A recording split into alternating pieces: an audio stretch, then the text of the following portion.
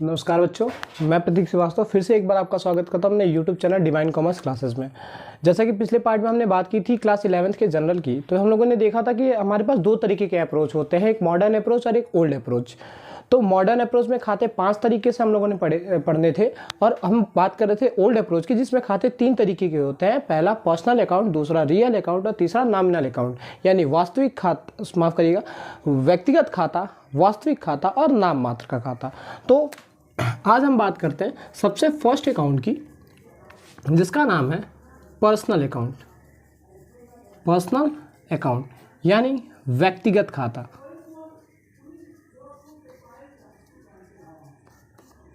तो ये व्यक्तिगत खाता होता क्या है, इसके बारे में जान लेते हैं। इसका रूल क्या होता है, इसके बारे में जान लेते हैं।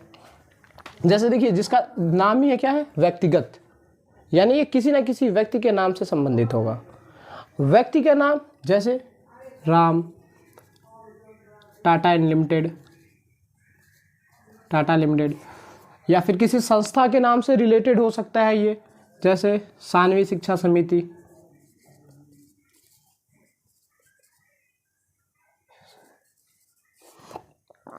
सानवी शिक्षा समिति। तो किसी भी व्यक्ति के नाम, किसी ऑर्गेनाइजेशन के नाम, किसी संस्था के नाम, जितने भी नाम हमारे कॉमर्स ट्रेड में आएंगे, अकाउंटेंसी में आएंगे, वो सब पर्सनल अकाउंट के अंतर्गत आएंगे। इसका जो रूल होता है उसे हम कॉमर्स का गोल्डन रूल कहते हैं।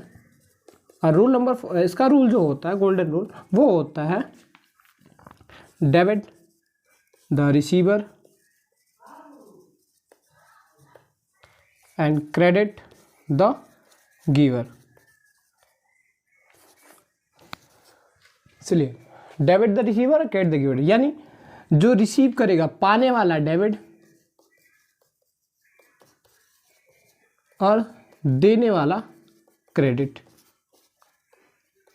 यानी जो पाएगा, जो पर्सन पाएगा उसे डेबिट कर देंगे, जो पर्सन देगा उसे क्रेडिट कर देंगे।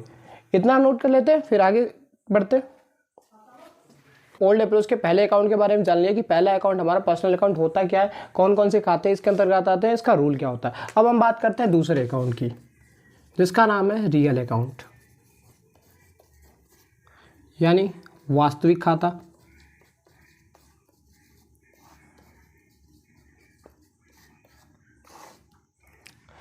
देखिए, इस वास्तविक खाते में 2 चीजें आती है। जैसे कि हमने पहले बार देखा था ना कि पर्सनल अकाउंट में बस पर्सन के नाम आते थे, तो इस तरीके से वास्तविक खाते में 2 चीजें। पहला एसेट्स यानी संपत्तियां,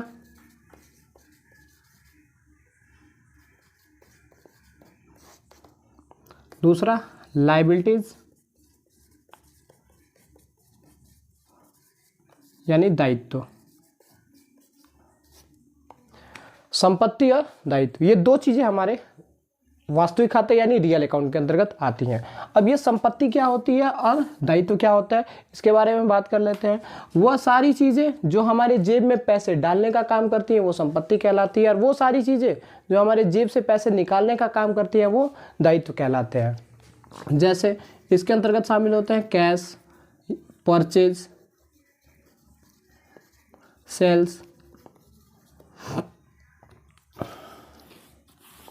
बैंक, फर्नीचर, मशीनरी, बिल्डिंग आदि। बहुत सारी चीज़ें जो हमारे सीधे सीधे हम कह सकते हैं कि हमारे जेब में पैसे डालने का काम करती हैं वो संपत्तियां होती हैं, जो हमारे जेब से पैसे निकालने का काम करती हैं वो दायित्व होते हैं। तो अब ये तो हमारे संपत्ति और दायित्व हो गए। तो वास्तविक अकाउंट, वास्तविक खाते का यानी रियल अकाउंट का गोल्डन रूल होता क्या है, इसके बारे में हम जरा जान लेते हैं। रियल अकाउंट का गोल्डन रूल होता है, वास्तविक खाते का गोल्डन रूल होता है कि what's come in is debit and what's goes out are credit. यानी आने वाला डेबिट, हमारे पास जो चीज़ आ रही है उसको डेबिट कर देंगे, जो हमसे जा रही हैं उसको क्रेडिट कर देंगे। अब संपत्ति हुई चाहे दायित्व हुआ, वो अगर संपत्ति हमारे पास आ रही है तो हम उसको डेबिट कर देंगे, और अगर संपत्ति हमसे जा रही है तो उसको क्रेडिट कर देंगे। जैसे लेट सपोज दैट, मान लेते हैं ये मार्कर है, ये मार्कर हमारे पास आ रहा है तो मार्कर को हमने डेबिट कर दिया, और मार्कर हमने बेच दिया, हमसे जा रहा है तो हम इसको क्रेडिट कर देंगे। खरीदेंगे तो आएगा तो परचेस डेबिट हो जाएगा, या फिर अगर एसेट्स का नाम दिया होगा तो नाम को डेबिट कर लेंगे, और इसी को बेच दे रहे हैं तो सेल्स कर रहे हैं तो सेल्स को क्रेडिट कर देंगे।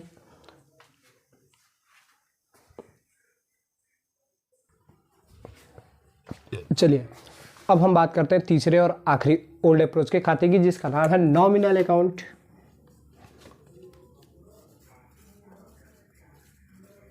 हिंदी होती है इसकी नाम मात्र। देखिए जैसा कि इसका नाम ही बता रहा है कि खाली नाम मात्र, बस नाम का खाता होता है ये भैया। कितना होता है? बस नाम का। अब इस नाम के खाते को आते कौन कौन से हैं और इसका गोल्डन रूल क्या होता है, बस बहुत आसानी से हम इसको समझ सकते हैं। बस कंसंट्रेशन यहाँ रखिएगा, दिमाग यहाँ रखिएगा। पहली चीज़ तो पहले ये बात कर लेते हैं कि नॉमिनल अकाउंट में आती क्या क्या चीज़। तो जैसा कि हमने देखा कि रियल अकाउंट में दो चीज़ें आती हैं, एसेट्स और लायबिलिटी, उस तरीके से नॉमिनल अकाउंट में भी दो चीज़ें आती हैं। पहला इनकम और दूसरा एक्सपेंसेस, यानी आय और दूसरी व्यय यानी खर्चे।